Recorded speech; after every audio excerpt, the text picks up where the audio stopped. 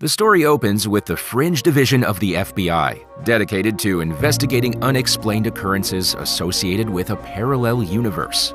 Olivia, a young FBI agent, goes through numerous surveillance photographs capturing pale-looking, bald men dressed in plain black suits and fedoras. A flashback reveals a moment when one of these mysterious figures, drenched in blood with a large chest wound, confronts Olivia. Identified later as the Observers, this distinctive-looking stranger tells her a chilling prophecy. In every imaginable future, she has to die. This news leaves her in a state of unease as she struggles with its meaning. Back in the present, Olivia identifies the observer who had made contact with her from among the surveillance photos. However, Philip Broyles, a senior FBI agent who has also been inspecting the images, notes how similar they all appear. Interestingly, analysis of the scant blood samples reveals that the DNA does not match anyone on record. Instead, it reveals the presence of antibodies to the Spanish flu, a disease that's been extinct since nearly 1919. This goes on to suggest that the mysterious observer is at least 90 years old. Broyles attempts to assign guards to Olivia, suspecting that the mysterious man poses a threat to her. On the other hand, she maintains that the encounter was merely a warning about her approaching demise and does not pose any immediate danger. The story then shifts to a young teenage girl drawing the landscape of the city when she's suddenly gripped by a sharp pain in her head. She then turns a fresh page and begins to draw a man accompanied by his friend walking across the street. When finished, she tears it out and pursues the man to present her artwork. Upon seeing the sketch, the pair label it as twisted and dismiss it as the work of a troubled teen with a negative view of the world. As they walk away, they pass a construction site where tragedy strikes. An I-beam falls from a crane and fatally impales the man. The woman screams in horror as the sketch accurately depicts a gruesome accident. In the meantime, we find Walter, a scientist and consultant for the FBI, along with his son Peter, who also serves as a consultant for the FBI, busy in their lab. Just as Olivia pays them a visit, she receives a call from her colleague Lincoln about the construction site accident. He also informs her that the victim was given a strange sketch just moments before his death, a sketch that only predicted his fate. When Olivia speculates that it could be the work of an observer, she soon learns that the eyewitness described the culprit as a teenage girl. Elsewhere, we encounter the teenage girl, now identified as Emily, returning home to her family. While talking to her dad, she apologizes for the family having to move around frequently because of her, but her father gently reassures her. Meanwhile, at Fringe headquarters, Broyles expresses concern for Olivia after finding out about her extremely frequent visits to the health services in the past month. She reveals that she's just been having migraines, so he drops the matter. Broyles then brings up the mysterious observers and urges her not to take unnecessary risks until they have more information. However, Olivia believes that it's only fated that she was told she has to die the other day, and now she's investigating a case about a girl who can predict the future. Just then, Lincoln brings the news that they have managed to identify the girl from a nearby surveillance camera, and the two head out to search for the girl. Simultaneously, we find her on a bus on her way back home. Poor Emily starts to sense a pain in her head yet again. She then looks around and sees a man before she frantically begins to draw. After finishing the sketch, she turns around to give it to the man, but soon notices that he has already gotten off the bus. In a hurry, she rushes out of the bus and tries to find him, but loses his trail. In the meantime, Olivia and Lincoln manage to find Emily's home and pay the family a visit. When they ask her father, Jim, he lies about not knowing who the girl is. They leave the residence, but eventually run into Emily right outside the building. Olivia and Lincoln reassure her that she's not in trouble and ask her some questions about the sketch. She reveals that she can just sense when someone near her is about to die, and she sees some sort of vision that reveals the accident. Before she could answer any further, Jim arrives and demands that they stop any further questioning. All of a sudden, Emily hesitates to answer as well. Jim then admits that he doesn't want the past to repeat itself, and shares how his daughter was experimented on by Massive Dynamic due to her unique ability. It turns out that the last time they tried to help researchers with Emily's abilities only resulted in Massive Dynamic hounding them wherever they went. It initially started with people approaching them to question Emily about her ability, but always ended with them taking her away to use her as a test subject for their experiments. This sort of harassment had got to the point where they had to move from city to city to avoid Massive Dynamic from hunting them down again. It comes to light that this company is run by none other than Olivia's adoptive mother, Nina, herself.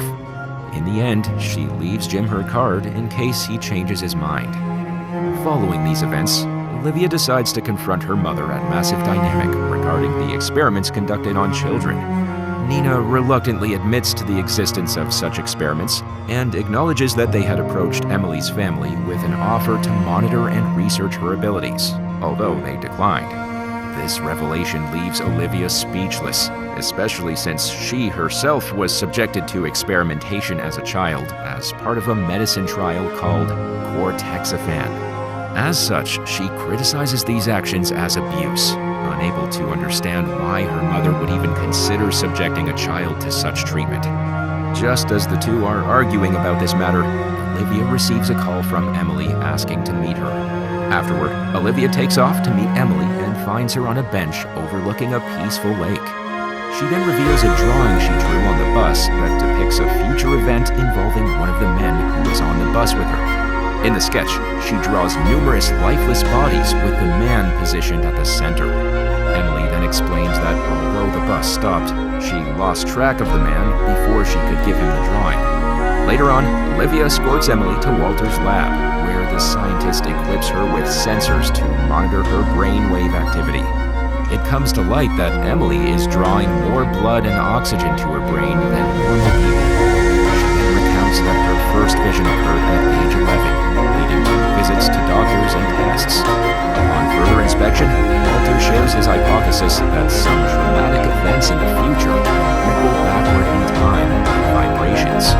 Some individuals may sense these ripples and foresee events, and perhaps Emily's brain is more attuned to such vibrations. In the end, she admits that she can't control the visions or change the outcomes, but shares them to give people a chance to say goodbye to someone they love. Eventually, the man from the bus is identified as Albert Duncan, and FBI agent Astrid sets out to uncover his address. Meanwhile, Jim arrives at the lab after being informed by Olivia to ease his concerns. With his consent, Walter proceeds to hypnotize Emily in an attempt to extract further details from the vision she had. After finding Duncan's address, Olivia and Lincoln head to his apartment, but find it deserted. In the meantime, Emily is hypnotized under Walter's guidance and is transported back to the moment on the bus when she initially saw Duncan. She's then directed to trail him, but eventually witnesses an explosion with lifeless bodies around. Eventually, she catches sight of Duncan buried in the rubble with a remote detonator and a Latin phrase on the debris. Peter then shares that he had encountered the same Latin phrase at the courthouse, leading to the realization that the explosion will occur at or near a courthouse. Besides this, the agents also discover that Duncan had recently lost a custody battle of his children. So they deduce that his target is a courthouse and he intends to blow it up.